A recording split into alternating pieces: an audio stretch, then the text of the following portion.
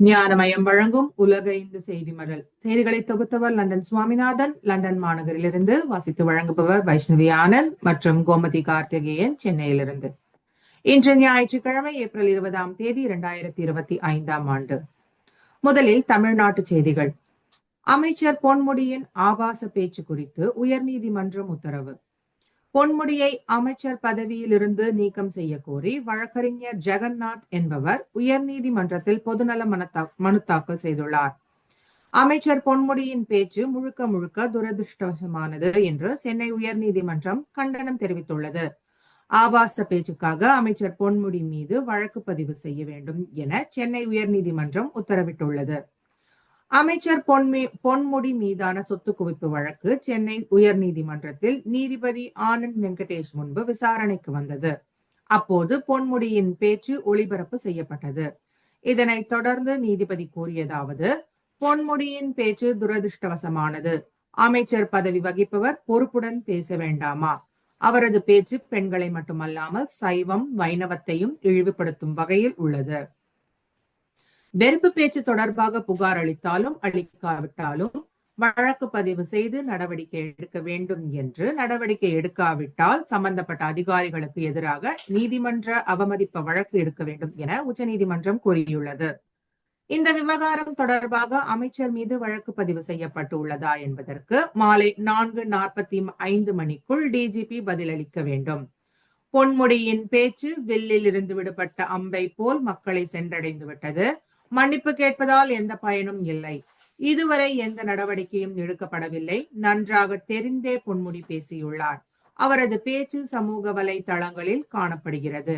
வேறு யாராவது பேசியிருந்தால் 50 வழக்குகள் பதிவு செய்யப்பட்டு இருக்கும். யாரும் சட்டத்திற்கு எதிரானவர்கள் அல்ல. ஊழலை போல் வெறுப்பு பேச்சு சகித்துக் கொள்ள முடியாது.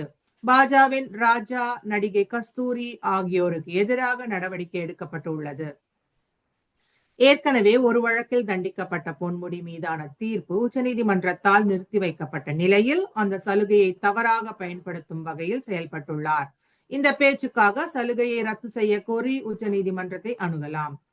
வழக்கு பதிவு செய்யப்பட்டுள்ளதா இல்லையா என்பதை வீடியோ கான்பரன்ஸ் அல்லது அரசு வழக்கறிஞர் மூலம் டிஜிபி தெரிவிக்க வேண்டும் என உத்தரவிட்ட நீதிபதி விசாரணையை மாலை 4:45 ஒத்திவைத்தார். இந்த வழக்கு மீண்டும் மாலை 4:45 மீண்டும் விசாரணைக்கு வந்தபோது அரசு தரப்பில் வழக்கறிஞர் BS ராமன் ஆஜராகி பொன்முடி பேச்சு தொடர்பாக 5 புகார்கள் வந்துள்ளன. ஏப்ரல் 12 புகார் மனு பெறப்பட்டது என தெரிவித்தார். இதனைத் தொடர்ந்து நீதிபதி ஆனந்த் வெங்கடேஷ் பிறப்பித்த உத்தரவு: ஒரு புகாரில் மட்டும் வழக்கு பதிவு செய்ய வேண்டும். 4-5 வழக்கு பதிவு செய்தால் விசாரணை நீர்த்து போய்விடும். புகார் இல்லாமல் போலீஸ் நடவடிக்கை எடுத்திருக்க வேண்டும். அமைச்சராக இருப்பவர் கீழ்த்தரமாக பேசலாமா? இது போன்ற மற்றவர்கள் பேசியிருந்தால் போலீஸ் அமைதியாக இருந்திருக்குமா? பொன்முடி பேச்சுக்கு வீடியோ ஆதாரம் உள்ளது. சமூக வலைதளங்களில் பரவி வருகிறது. அவர் மீது வழக்கு பதிவு செய்ய வேண்டும். இல்லையென்றால் நீதிமன்ற அவமதிப்பு நடவடிக்கை மேற்கொள்ள நேரிடும் என தெரிவித்த அவர் இந்த நடவடிக்கை குறித்து பதிலளிக்க உத்தரவிட்டு விசாரணையை ஏப்ரல் 23 ஒத்திவைத்தார். விஸ்வ இந்து பரிஷத் அமைப்பினர் புகார். இந்துக்களை இழிவாக பேசிய அமைச்சர் பொன்முடி மீது வழக்கு பதிவு செய்து நடவடிக்கை எடுக்க வேண்டும் என விஸ்வ இந்து பரிஷத் அமைப்பினர் வலியுறுத்தி உள்ளனர். கோவை மாவட்ட விஸ்வ இந்து பரிஷத் தர்ம யாத்திரா பொறுப்பாளர் சிவலிங்கம் ரத்னபுரி காவல் நிலையத்தில் புகார் மனு அளித்துள்ளார். பொன்முடியை அமைச்சர் பதவியில் இருந்து நீக்க வேண்டும். அதிமுக வளர்மதி. இந்து மதம் குறித்தும் பெண்கள் குறித்தும் சர்ச்சையாக பேசிய அமைச்சர் பொன்முடியை கைது செய்ய வலியுறுத்தி அதிமுக மகளிர் அணி சார்பில் கண்டன ஆர்ப்பாட்டம் நடைபெற்றது.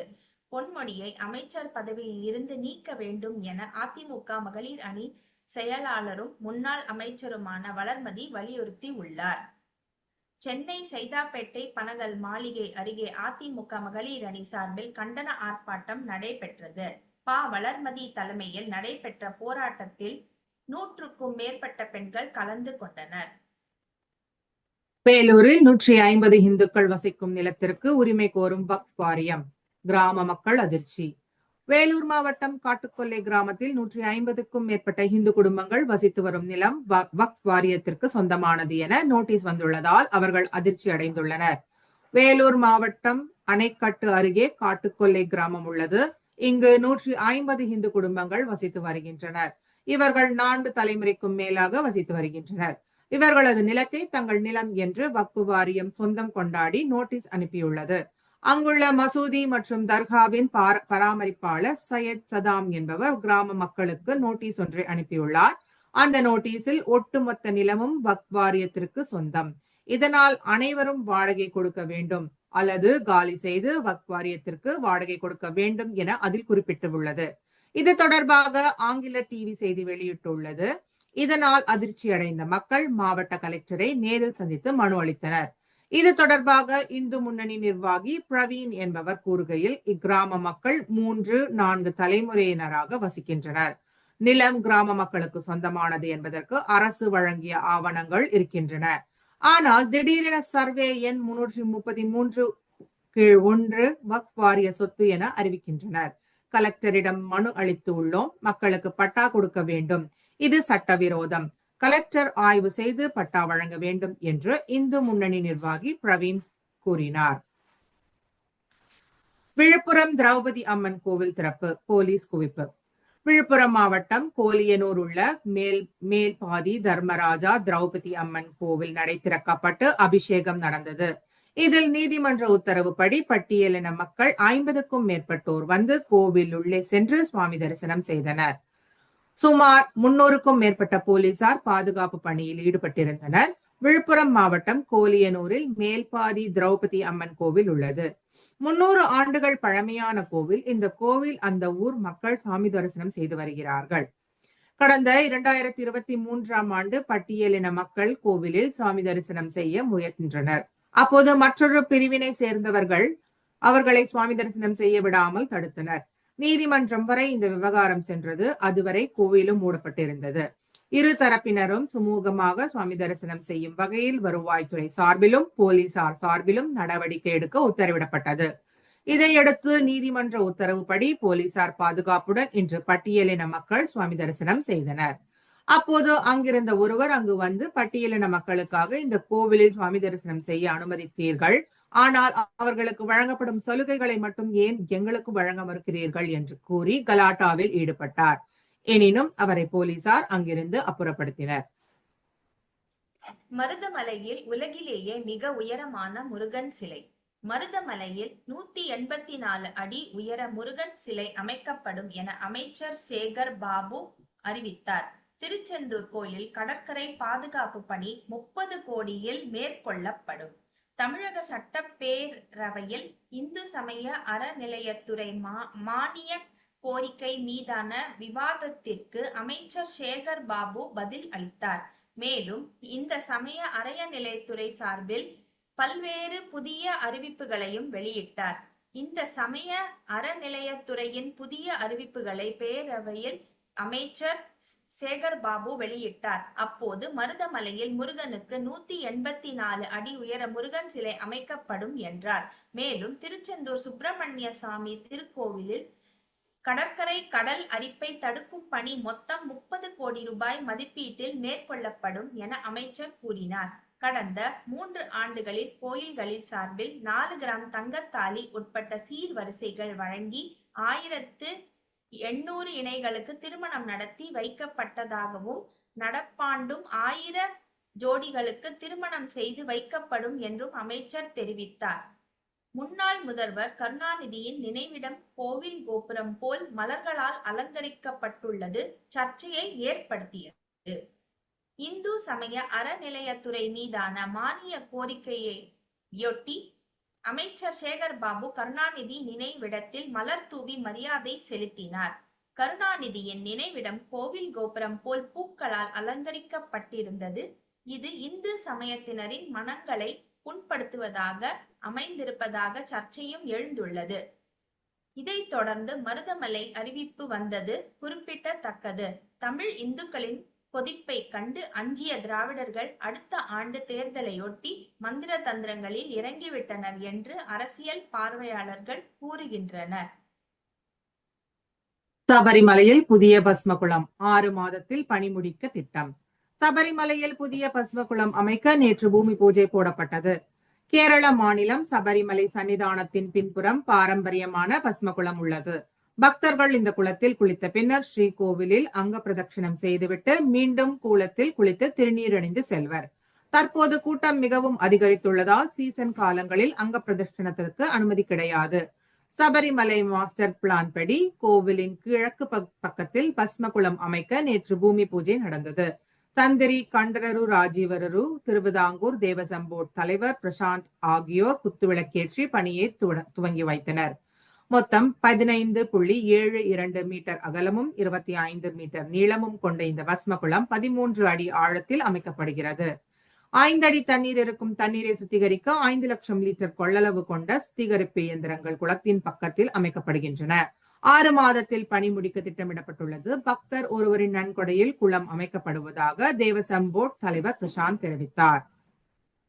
பூநூலை அகற்ற சொன்ன தேர்வு அதிகாரி மாணவர்கள் புகாரில் கர்நாடகா போலீஸ் வழக்கு. பொது நுழைவுத் தேர்வில் மாணவர்கள் அணிந்திருந்த பூநூல் அகற்றச் சொன்ன தேர்வு அதிகாரி மீது கர்நாடகா போலீசார் வழக்கு பதிவு செய்துள்ளனர். கர்நாடகாவின் சிவமோகா மாவட்டத்தில் உள்ள பள்ளியில் பொது நுழைவுத் தேர்வு நடந்தது. இதில் ஏராளமான மாணவர்கள் பங்கேற்றனர். அப்போது ஒரு சில மாணவர்கள் பூநூல் அணிந்து இருந்தனர். அவர்களிடம் பூநூலை அகற்றக் கோரி தேர்வு அதிகாரி வற்புறுத்தி உள்ளார். இது பெரும் சர்ச்சையை ஏற்படுத்தியது. இது தொடர்பாக மாணவர்கள் அளித்த புகாரின் பேரில் தேர்வு அதிகாரி மீது கர்நாடகா போலீசார் வழக்கு பதிவு செய்துள்ளனர். மதம் தொடர்பான அடையாளங்களை அகற்றச் சொன்ன தேர்வு அதிகாரி மீது வழக்கு பதிவு செய்து போலீசார் தீவிர விசாரணை நடத்தி வருகின்றனர். இது குறித்து கர்நாடகா உயர்கல்வித்துறை அமைச்சர் MC சுதாகர் கூறியதாவது: இந்த சம்பவம் மிகவும் துரதிர்ஷ்டவசமானது. பிதர் மாவட்டத்தில் ஒரு தேர்வு மையத்தில் இருந்தும் இதே போன்று புகார்கள் வந்துள்ளன. இது குறித்து விசாரித்து வருகிறோம். எந்த நெறிமுறைகள் பின்பற்றப்பட்டாலும் கூட பூநூலை அகற்ற ஒருபோதும் அறிவுறுத்தப்படவில்லை. நாங்கள் அனைத்து மதங்களையும் அவர்கள் நம்பிக்கையும் மதிக்கிறோம். இதை நாங்கள் ஏற்றுக்கொள்ளப் போவதில்லை. நாங்கள் கடும் நடவடிக்கை எடுப்போம் என்றார். இந்துக்கள் ஆயுதம் வைத்திருங்கள், பாஜக தலைவர் பேச்சு. மேற்கு வங்கத்தில் வசிக்கும் இந்துக்கள் தற்காப்புக்காக தங்கள் வீடுகளில் ஆயுதங்களை வைத்திருப்பது அவசியம் என அம்மாநில பாரதிய ஜனதா கட்சியின் மூத்த தலைவர் திலீப் கோஷ் அறிவித்தார். மேற்கு வங்கத்தில் முதல்வர் மம்தா பானர்ஜி தலைமையில் திரிணாமுல் காங்கிரஸ் ஆட்சி நடக்கிறது. இங்கு வக்ஃப் திருத்த சட்டத்திற்கு எதிராக வடக்கு 24 பர்கனாஸ் மாவட்டத்தின் முர்ஷிதாபாத் உட்பட சில இடங்களில் வன்முறை ஏற்பட்டது. இதில் இந்துக்கள் மீது வன்முறையாளர்கள் தாக்குதல் நடத்தியதாக பாஜகவினர் குற்றம் சாட்டி வருகின்றனர். முர்ஷிதாபாத் வன்முறை சம்பவத்தை கண்டித்து சமீபத்தில் சார்பில் வடக்கு 24 பர்கனாஸ் பகுதியில் நடந்த பொதுக்கூட்டத்தில் பாரதிய ஜனதா கட்சியின் மூத்த தலைவர் திலீப் கோஷ் பேசியதாவது: இந்துக்கள் தங்கள் வீடுகளில் டிவி, பிரிட்ஜ் உட்பட வீட்டு உபயோக பொருட்கள் வாங்குவர். ஆனால் இதுவரை தங்கள் வீடுகளுக்கு என எந்த ஆயுதத்தையும் வாங்கியது இல்லை. தங்கள் பாதுகாப்புக்கு போலீஸை அழைப்பது வழக்கம். தற்போது எந்த போலீசாரும் உங்களை காப்பாற்ற மாட்டார்கள். எனவே தற்காப்புக்காக தங்கள் வீடுகளில் ஆயுதங்களை வைத்திருப்பது அவசியம். இவ்வாறு அவர் பேசினார். இது தொடர்பான வீடியோ சமூக வலைதளங்களில் வேகமாக பரவியது. திலீப் கோஷின் பேச்சுக்கு ஆளும் திரிணாமுல் காங்கிரஸ் கடும் கண்டனம் தெரிவித்துள்ளது. யுனெஸ்கோ சர்வதேச நினைவு பதிவேட்டில் பகவத்கீதை சேர்ப்பு. பிரதமர் மோடி பெருமிதம். இந்துக்களின் புனித நூலான பகவத்கீதை மற்றும் நாட்டிய சாஸ்திரம் ஆகியவை யுனெஸ்கோ சர்வதேச நினைவு பதிவேட்டில் சேர்க்கப்பட்டதன் மூலம் சர்வதேச அங்கீகாரம் கிடைத்துள்ளதாக பிரதமர் மோடி பெருமிதம் தெரிவித்துள்ளார். உலகம் முழுவதும் கலாச்சாரம் மற்றும் பாரம்பரியத்தை அங்கீகரிக்கும் விதமாக அது தொடர்பான ஆவணங்களை அடையாளம் கண்டு அதனை பாதுகாப்பதற்காக யுனெஸ்கோவின் சர்வதேச நினைவு பதிவேடு உருவாக்கப்பட்டது. கடந்த ஆண்டு ராம்சரித்தமனஸ், பஞ்சதந்திரம், சஹ்ருதயலோக லோகனா ஆகிய 3 இந்திய இலக்கிய படைப்புகள் யுனெஸ்கோவின் உலக ஆசிய பசிபிக் பிராந்திய பதிவேட்டில் சேர்க்கப்பட்டன. இந்த ஆண்டுக்கான யுனெஸ்கோவின் சர்வதேச நினைவு பதிவேட்டில் இந்துக்களின் புனித நூலாக கருதப்படும் பகவத்கீதை மற்றும் பரத முனிவரின் நாட்டிய சாஸ்திரம் ஆகியவை சேர்க்கப்பட்டுள்ளன. இதன் மூலம் சர்வதேச அங்கீகாரம் இந்திய படைப்புகளின் எண்ணிக்கை 14ஆக உயர்ந்துள்ளது. இது குறித்து பிரதமர் மோடி வெளியிட்டுள்ள எக்ஸ் தளப்பதிவில் உலகில் உள்ள அனைத்து இந்தியர்களுக்கு பெருமையான தருணம் இது. யுனெஸ்கோவின் சர்வதேச நினைவு பதிவேட்டில் பகவத்கீதை மற்றும் நாட்டிய சாஸ்திரம் சேர்க்கப்பட்டிருப்பது நமது உயரிய கலாச்சாரம் மற்றும் பாரம்பரியத்திற்கு கிடைத்த சர்வதேச அங்கீகாரமாகும். பகவத்கீதை மற்றும் அந்நாட்டிய சாஸ்திரம் ஆகியவை பல நூற்றாண்டுகளாக நமது நாகரிகத்தையும் உணர்வுகளையும் வளர்த்துள்ளன என பிரதமர் மோடி தெரிவித்துள்ளார். அமர்நாத் யாத்திரைக்கான முன்பதிவு தொடக்கம். அமர்நாத் யாத்திரைக்கான முன்பதிவு தொடங்கியதையொட்டி நீண்ட வரிசையில் காத்திருந்து யாத்ரீகர்கள் பதிவு செய்தனர். ஜம்மு காஷ்மீரில் உள்ள அமர்நாத் குகை கோவில் பனிலிங்கத்தை தரிசனம் செய்வதற்கான யாத்திரை ஜூலை 3ஆம் தேதி தொடங்கி ஆகஸ்ட் 9ஆம் தேதி நிறைவடைகிறது. இந்த யாத்திரைக்கான முன்பதிவு தற்போது தொடங்கியுள்ளதால் ஏராளமான யாத்ரீகர்கள் நீண்ட வரிசையில் காத்திருந்து முன்பதிவு செய்தனர். இத்துடன் செய்திகள் நிறைவடைந்தன. உலக இந்து மத செய்திகளை தொகுத்தவர் லண்டன் சுவாமிநாதன், லண்டன் மாநகரிலிருந்து வைஷ்ணவி ஆனந்தும், சென்னையிலிருந்து கோமதி கார்த்திகேயனும் வாசித்த செய்தி மடல் இது. அடுத்த ஒளிபரப்பு ஏப்ரல் 27ஆம் தேதி லண்டன் நேரம் பகல் 1 மணிக்கும் இந்திய நேரம் மாலை 5:30 மணிக்கும் நடைபெறும். நன்றி, வணக்கம்.